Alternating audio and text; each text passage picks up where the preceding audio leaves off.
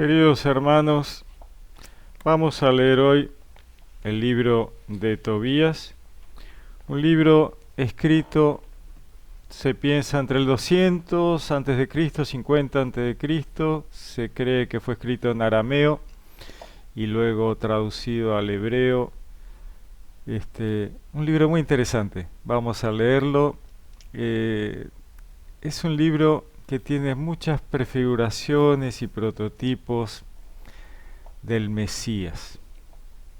Tal vez por eso se pueda entender que haya sido retirado del canon hebreo. Vamos a verlo.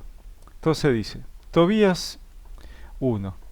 Historia de Tobit, hijo de Tobiel, hijo de Ananiel, hijo de Aduel, hijo de Gabael, del linaje de Asiel de la tribu de Neftalí, que en tiempos de Salmanasar, rey de Asiria, fue deportado de Tibé, que queda al sur de Cades, de Neftalí, en la Galilea superior, por encima de Jasor, detrás del camino del oeste y al norte de Cefat.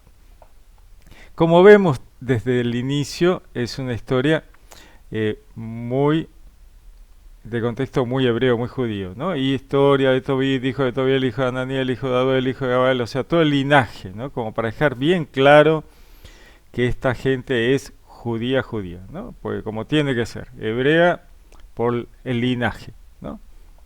En época de la deportación, ¿no? El rey de Asiria, que en tiempo de Salmanasar, rey de Asiria, fue deportado de Tibé, que queda al sur de Cades de Neftalí, en la Galilea superior, por encima de Jasor, detrás del camino del oeste y al norte de Cefat. Yo, Tobit, he andado por caminos de verdad y en justicia todos los días de mi vida y he repartido muchas limosnas entre mis hermanos y compatriotas, deportados conmigo a Nínive, al país de los asirios. Prestemos atención cómo este libro hace mucho hincapié sobre la limosna, la solidaridad hacia el necesitado, hacia el pobre, hacia el humilde, ¿no? El tema de la caridad es muy importante en este libro. Dice, siendo yo joven todavía y estando en mi país, en la tierra de Israel, está hablando del reino del norte, toda la tribu de mi padre Neftalí se apartó de la casa de David y de Jerusalén, la ciudad elegida entre todas las tribus de Israel, para ofrecer allí sacrificios, y en la que había sido edificado y consagrado para todas las generaciones venideras el templo de la morada del Altísimo. ¿No? Vamos a leerlo de vuelta. Siendo yo joven todavía y estando en mi país, en la tierra de Israel, reino del norte, toda la tribu de mi padre Neftalí se apartó de la casa de David de Jerusalén, la ciudad elegida entre todas las tribus de Israel, para ofrecer allí sacrificios, y en la que había sido edificado y consagrado para todas las generaciones venideras el templo de la morada del Altísimo. Recordemos que en la época posterior a Salomón y por lo mal que había actuado Salomón en la parte religiosa, el reino terminó dividido y el reino del norte hacía todos los rituales de adoración a Dios en el norte, y la tribu de Judá y de Benjamín hacían en el templo de Jerusalén. El reino del norte lo hacían con dos becerros que pensaban que era el dios El, porque así habían quedado, ¿no? Se daban cuenta de que Yahvé, el dios hebreo, no era el dios él, pero Salomón había actuado tan mal que esa confusión había llegado al pueblo y así estaban en ese momento.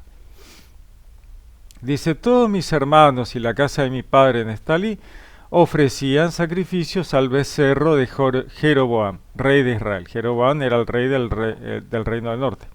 Y ahí están los becerros que Jeroboam había hecho para que la gente no tuviera que irse a Jerusalén y así no se mezclaban los dos reinos, ¿no? Y él mantenía su poder en el norte y la gente adoraba al becerro de oro en el reino del norte. Así estaban de confundidos. Entonces todos mis hermanos y la casa de mi padre Neftalí ofrecían sacrificios al becerro que Jeroboam, rey de Israel, había hecho en Dan, en los montes de Galilea. Muchas veces era yo el único que iba a Jerusalén con ocasión de las fiestas. tal como está prescrito para todo Israel por decreto perpetuo. O sea, Tobías está diciendo que él iba a Jerusalén, ¿no? Este, que iba en realidad es Tobit, el padre de Tobías, ¿no? Que iba a Jerusalén a hacer las cosas como tenía que hacer, ¿no? Y no iba al becerro de oro, sino que iba a Jerusalén. Entonces dice, en cobrando las primicias y las crías primeras y diezmo de mis bienes, y el primer esquileo de mis ovejas, acudía presuroso a Jerusalén, a llevar el diezmo, ¿no? Las primicias. Entregaba el tercer diezmo a los huérfanos, a las viudas y a los prosélitos que vivían con los israelitas. Se lo llevaba y entregaba cada 3 años, celebrando una comida con ellos conforme a lo que prescribe en la ley de Moisés y conforme a los preceptos que me dio Débora, madre de nuestro padre Ananiel, pues mi padre había muerto dejándome huérfano. Entonces Tobías dice que él hacía todo lo correcto y hacía caridad con los huérfanos, las viudas, los prosélitos, el diezmo, entregaba como tenía que hacer. En llegando a edad adulta me casé con Ana, mujer de nuestra parentela, y ella dio a luz a Tobías. Cuando la deportación de Asiria yo también fui deportado y me trasladé a Nínive. Todos mis hermanos y los de mi linaje comían los manjares de los gentiles, mas yo me guardé bien de comerlos. Tobit es un seguidor de la religión de la ley. Entonces él no come la misma comida de los paganos, ¿no? Recordemos que ellos tenían una ley, la ley mosaica, que les especificaba qué podían comer y qué no podían comer, ¿no? Y cómo debía ser preparada esa comida. No solo qué comer y qué no comer, sino aparte cómo debía ser comida, preparada. Recordemos que para el hebreo es muy importante no hacer sufrir al animal que se va a comer. Se lo desangra rápidamente antes de proceder a prepararlo, para que el pobre animal no sufra, ¿eh? Y eso es muy importante. Dice, mas yo me guardé bien de comer. Como yo me acordaba de Dios con toda mi alma, me concedió el Altísimo gracia y favor ante Salmanasar y llegué a ser procurador suyo.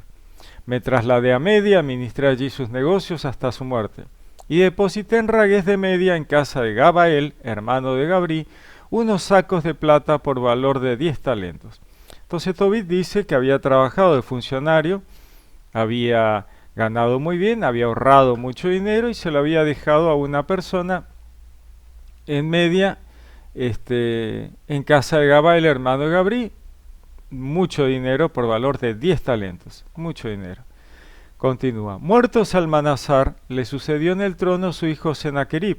En su reinado los caminos de Media se hicieron inseguros y no pude volver allí.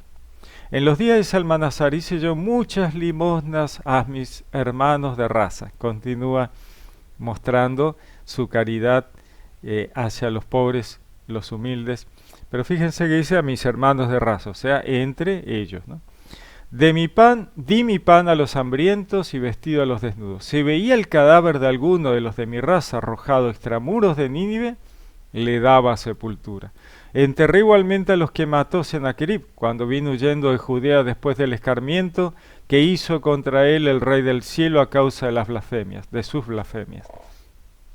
Senaquerib en su cólera mandó matar a muchos israelitas, y yo sustraje sus cuerpos y los enterré.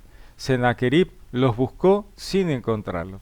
Bueno, este es un hombre, Tobit, muy religioso, como ya hemos visto, que se preocupa mucho por sus hermanos y por cumplir las tradiciones. Así que no dejaba los cadáveres de sus hermanos tirados, sino que sin que nadie lo viera, los agarraba y los enterraba para darles sepultura.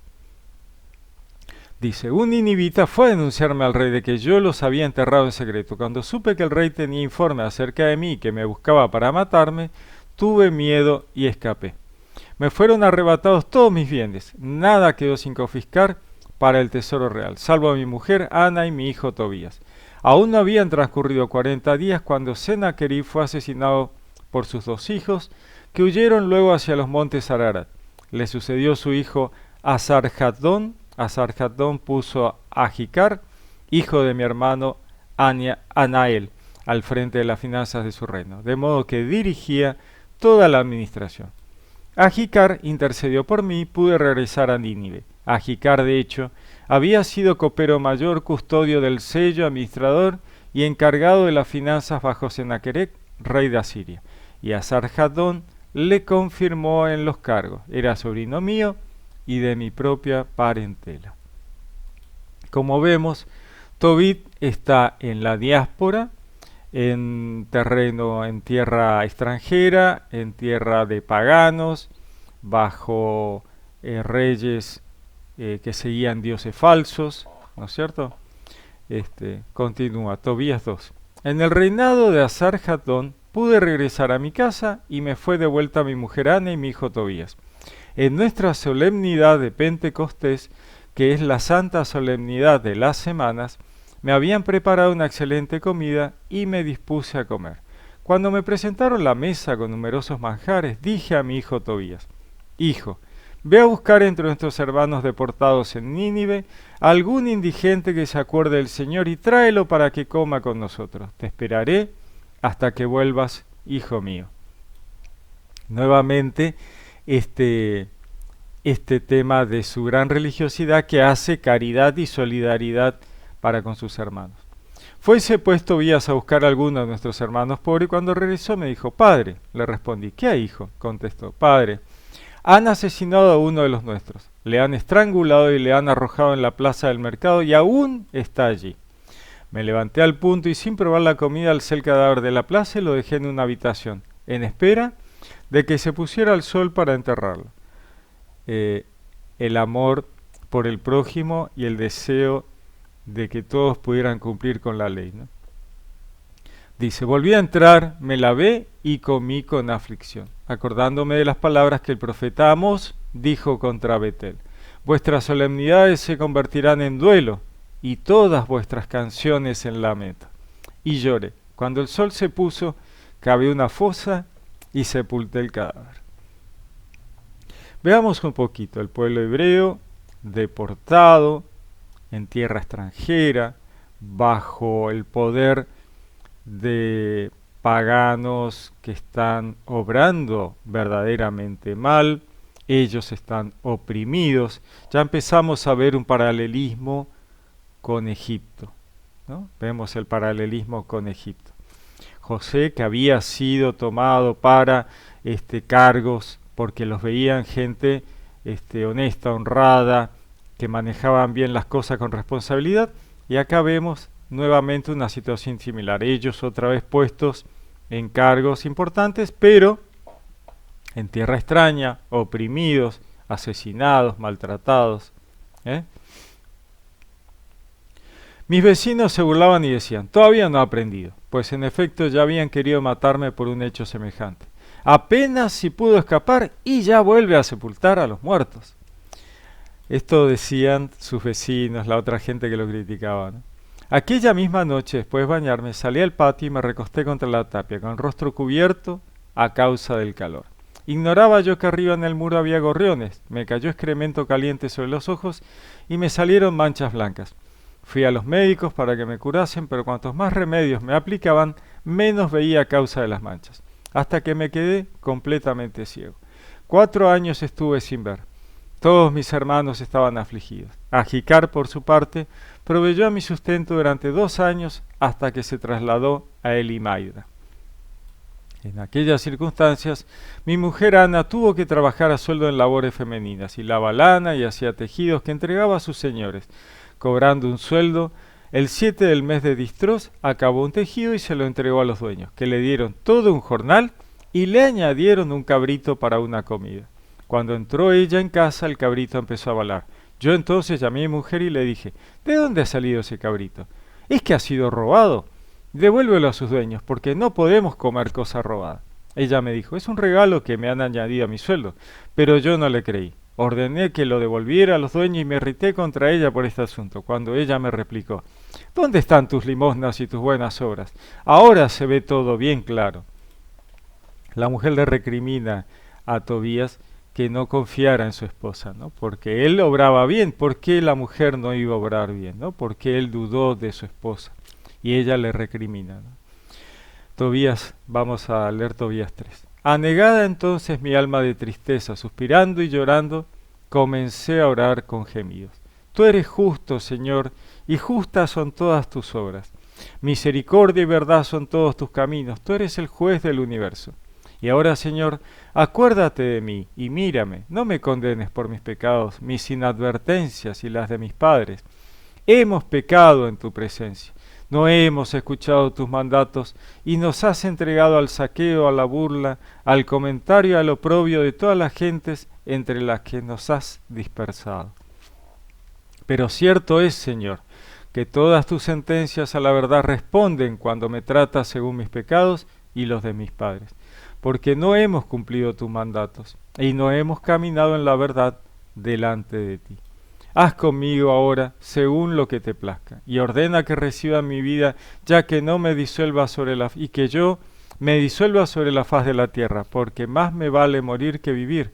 Tengo que aguantar injustos reproches y me anega la tristeza. Manda, Señor, que sea liberado de esta aflicción y déjame partir al lugar eterno. Y no apartes, Señor, tu rostro de mí, pues prefiero morir a pasar tanta aflicción donde la vida y tengo que seguir oyendo injurias.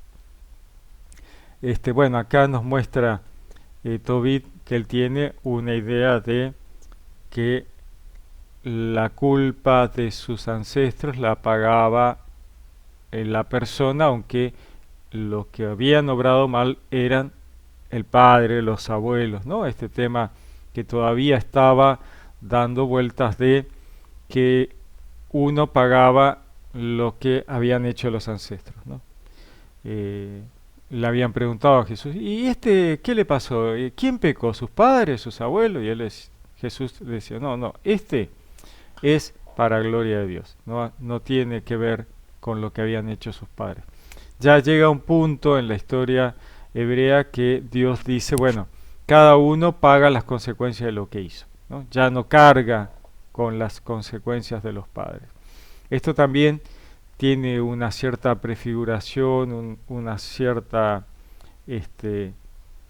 idea de que la humanidad carga con los pecados originales, ancestrales, aquellos pecados que la humanidad había cometido antes, ¿no es cierto?, de idolatría, sacrificios humanos, politeísmo, ¿no?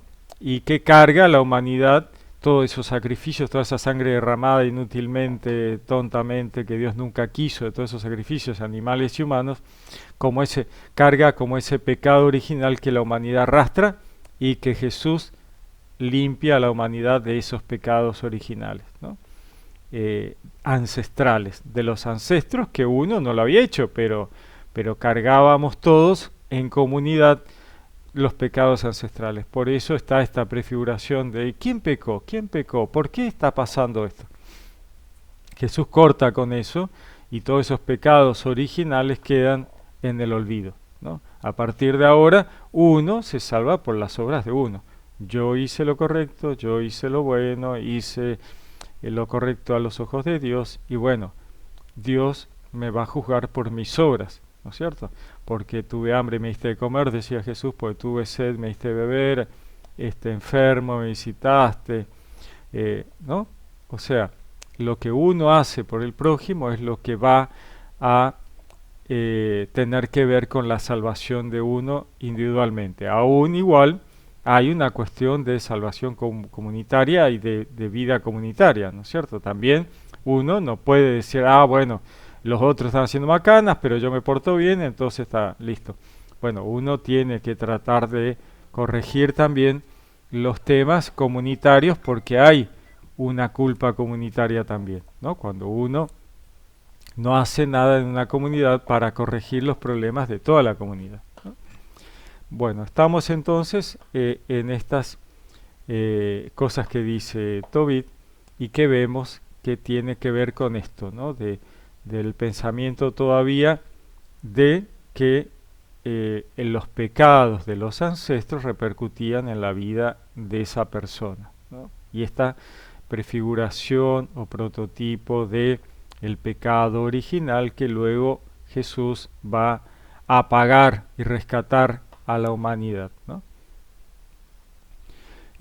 Por otro lado, Tobit cree en la vida eterna, la vida futura, y pide a Dios, bueno, ya terminemos con esto y permíteme ir a la vida eterna, ¿no? El Olam Haba de los hebreos, ¿no? Que es el reino de los cielos para el cristiano. Entonces dice, sucedió aquel mismo día que también Sarra, hija de Rahuel, el de Ecbatana de Media, fue injuriada por una de las esclavas de su padre, porque había sido dada en matrimonio a 7 hombres, pero el malvado demonio Asmodeo los había matado antes de que se unieran a ella como casados. La esclava le decía, eres tú la que matas a tu marido, ya has tenido 7, pero ni de uno siquiera has disfrutado. ¿Nos castigas porque se te mueren los maridos? Vete con ellos, que nunca veamos hijo ni hija tuyos. Acá vemos una situación de esta mujer Sarra, hija de Rahuel, tenía este drama, ¿no? Que se había intentado casar 7 veces, que en realidad significa que todos los maridos que había tenido habían muerto porque había un demonio que la quería para él y no permitía que ella tuviera esposos, ¿no? Estaba bajo este poder, digamos, de este amor errado o de este egoísmo, ¿no? De este demonio que no le permitía poder hacer vida normal, ¿no? Y tener descendencia. Dice, entonces Sarra, con el alma llena de tristeza, se echó a llorar y subió al aposento de su padre con intención de ahorcarse. Pero reflexionando pensó, ¿acaso eso sirva para que injurien a mi padre y le digan, tenías una hija única y amada y se ha ahorcado porque se sentía desgraciada? No puedo consentir que mi padre en su ancianidad baje con tristeza a la mansión de los muertos.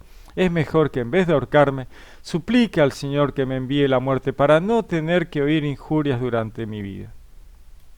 Y en aquel momento, extendiendo las manos hacia la ventana, oró así, bendito seas tú, Dios de misericordias, y bendito sea tu nombre por los siglos, y que todas tus obras te bendigan por siempre. Vuelvo ahora mi rostro y alto mis ojos hacia ti. Manda que yo sea librada de la tierra para no escuchar ultrajes. Tú sabes, Señor, que yo estoy pura de todo acto de varón, que no he mancillado mi nombre ni el nombre de mi padre en la tierra de mi cautividad. Soy la única hija de mi padre, no tiene otros hijos que le hereden. No tiene junto a sí ningún hermano ni pariente a quien me deba por mujer. Ya perdí 7 maridos. ¿Para qué quiero la vida si no te place, Señor? Dame la muerte. Mírame, mírame con compasión, y no tenga yo que escuchar injurias. Fue oída en aquel instante en la gloria de Dios la plegaria de ambos.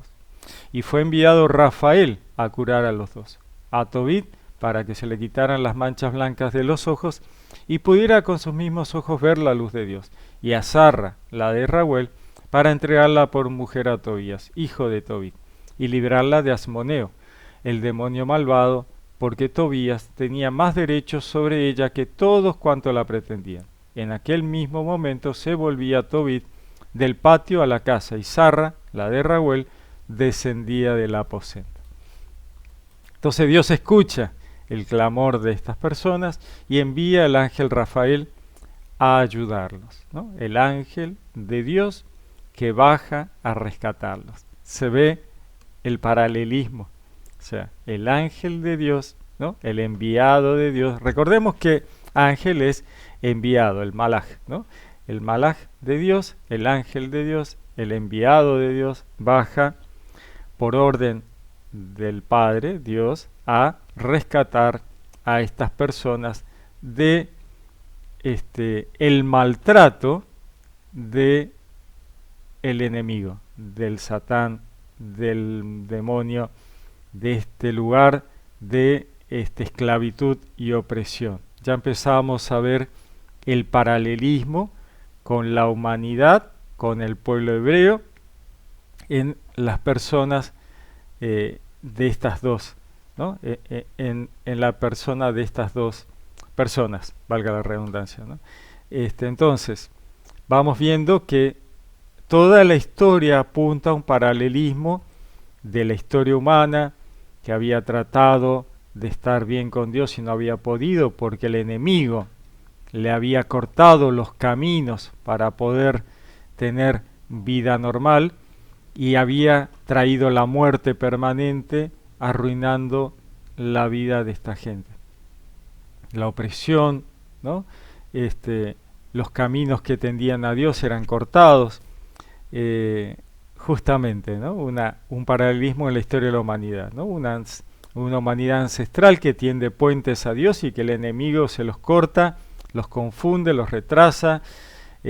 7 maridos había tenido, ¿no? Tiene que ver por ahí, tal vez, con este tema de cuántas veces habían tratado de llegar a Dios y no habían podido porque estos caminos se habían desvirtuado, cortados por el Satán, ¿no? Había estos caminos que habían tendido muchas veces fueron transformados en dioses falsos, en dioses erróneos, mala interpretación de la naturaleza como dioses, toda por el mal asesoramiento del Satán a la humanidad, ¿no? Que lo vemos en el relato del Edén, donde el relato del Edén nos muestra una metáfora de todo esto, ¿no? El mal asesoramiento de la serpiente que engaña a Eva, ¿no? Para que Eva se confunda, y todo ese hecho permite que la humanidad, en la persona de Adán y Eva, puedan ver al Satán y entender que es el Satán el culpable, la serpiente el culpable de la tribulación humana, ¿no? Acá los tenemos justamente en esta situación donde está claro el demonio que no le permite a la mujer hacer su vida, y Dios que envía un ángel para rescatarlos, porque ellos claman a Dios, ¿no?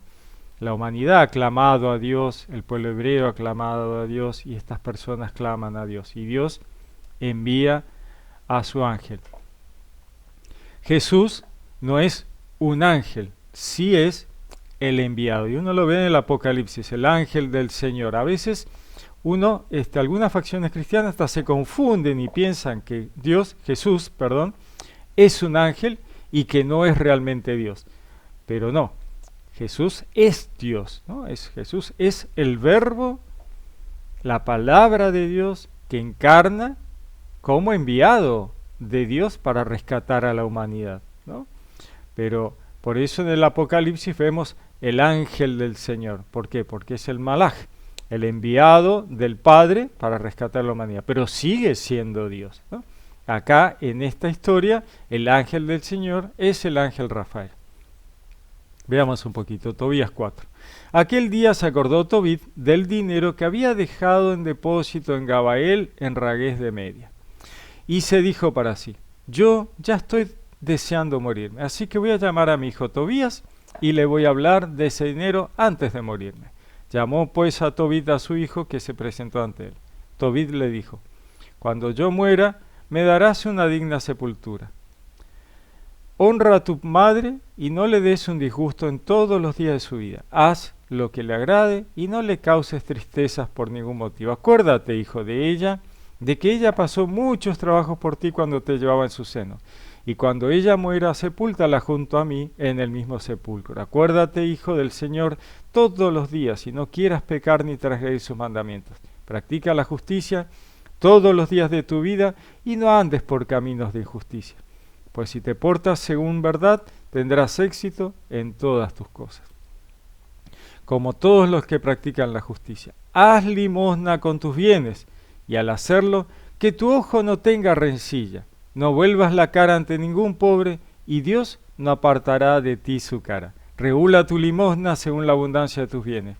Si tienes poco, da conforme a ese poco. Pero nunca temas dar limosna, porque así te asesoras una buena reserva en el día de la necesidad, porque la limosna libra de la muerte e impide caer en las tinieblas. Don valioso es la limosna para cuando los practican en presencia del Altísimo. Recordemos esto, ¿no? Jesús decía, hagan tesoros en el cielo, ¿no? Y no acá donde se corrompen los metales y se pierden, ¿no? Hagan su riqueza en el cielo, ¿no? Y acá Tobit le dice lo mismo a su hijo, ¿no? Así te asesoras una buena reserva para el día de la necesidad en el reino de los cielos, ¿no? Dice, guárdate, hijo, de toda impureza y sobre todo toma mujer del linaje de tus padres.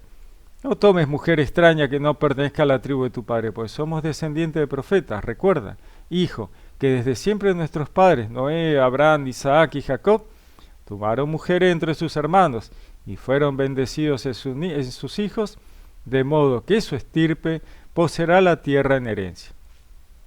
Bueno, la consigna fundamental del pueblo hebreo de no mezclarse con el pueblo pagano hasta que llegara el Mesías, para que el Mesías fuera completamente hebreo, judío, ¿no?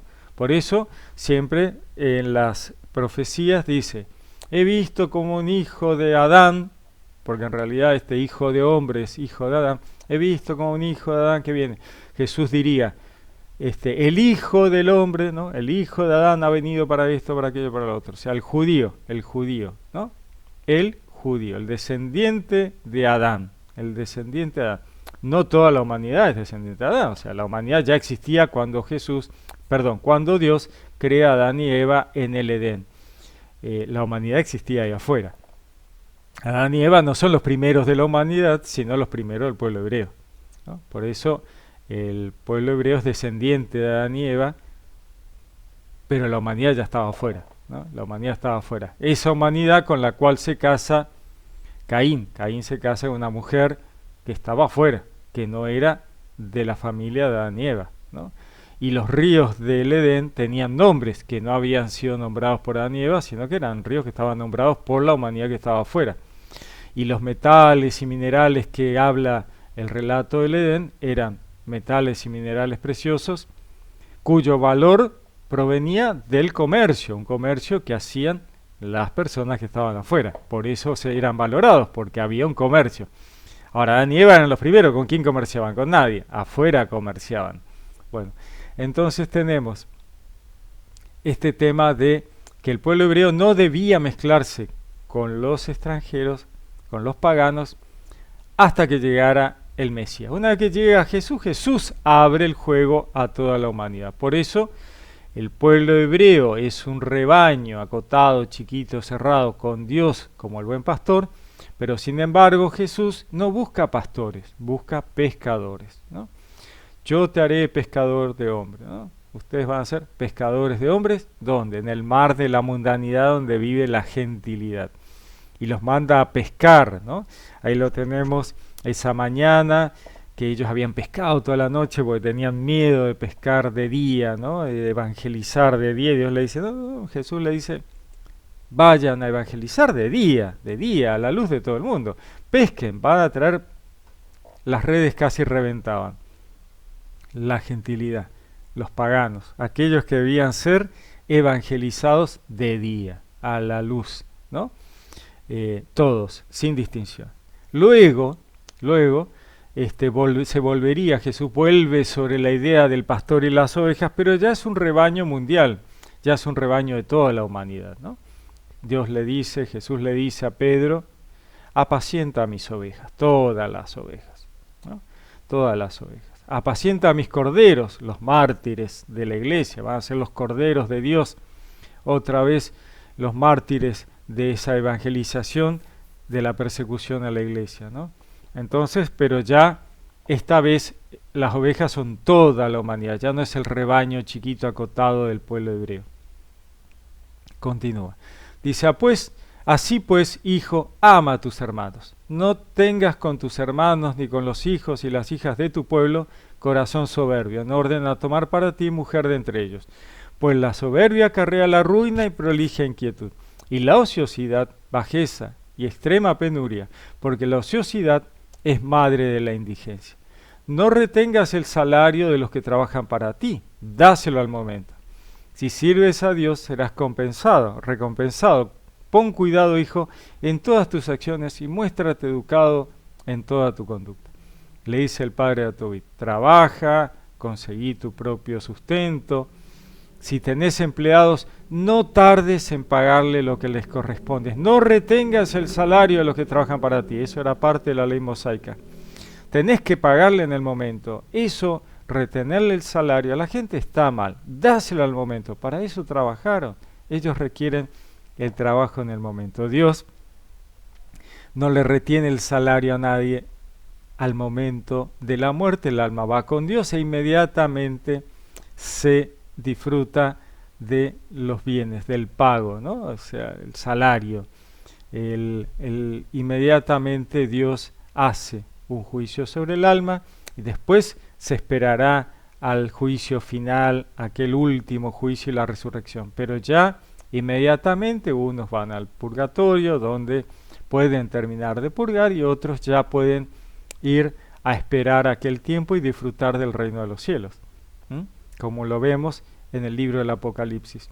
Las almas van directamente con Dios. No hay un tiempo de dormir o toda esa cosa. En el Apocalipsis está clarísimo que eso no existe. Es inmediato, ¿no? De hecho, Jesús dice, hoy estarás conmigo en el paraíso. Le dice a la otra persona crucificada con él, que siempre decimos ladrón, pero en realidad era un sicario, un asesino a sueldo. Era mucho más que un ladrón. Y Dios le dice, Jesús le dice, hoy estarás conmigo en el paraíso. No hay dormir, no hay esperas, no hay nada. Se paga en el momento. Aquel que ha trabajado merece su pago, ¿no? Dice, no hagas a nadie lo que no quieres que te haga. Amor al prójimo, ¿no? Otra vez estamos, es maravilloso porque justamente las cosas que Jesús diría en sus enseñanzas. No bebas vino hasta emborracharte y no hagas de la embriaguez tu compañero de camino. Da de tu pan al hambriento y da tus vestidos al desnudo, ¿no? Otra vez las enseñanzas de Jesús. Haz limosna con todo cuanto te sobra y no tenga rencilla tu ojo cuando hagas limosna. Jesús va un paso más allá todavía, ¿no? Da limosna no solo de lo que te sobra, sino de lo único que tenés, ¿no? Como esa mujer que había dado limosna de lo único que tenía, no tenía más que eso, ¿no? No tenga rencilla tu ojo cuando hagas limosna, ¿no? O sea, dale a todos, a tus amigos y a tus enemigos. Esparce tu pan sobre la tumba de los justos, pero no lo des a los pecadores. Esparce tu pan sobre la tumba de los justos. O sea, si vos ves que ha muerto alguien en una familia y han quedado indefensos, anda, ayúdalos, ¿no? Dice, busca el consejo de los prudentes, no desprecies ningún aviso saludable. Bendice al Señor Dios en todas circunstancias y pídele que sean rectos todos tus caminos y que lleguen a buen fin todas tus sendas y proyectos, pues no todas las gentes tienen consejo. Es el Señor quien da todos los bienes y cuando quiere eleva o abata hasta lo profundo del Hades. Así pues, hijo, recuerda estos mandamientos y no permitas que se borren en tu corazón. También quiero decirte que dejé en depósito a Gabael, hijo de Gabriel en Ragués de Media, 10 talentos de plata. No debes preocuparte, hijo, porque seamos pobres. Muchos bienes posees si temas a Dios. Huyes de todo pecado y haces lo que es bueno ante tu Señor de Dios.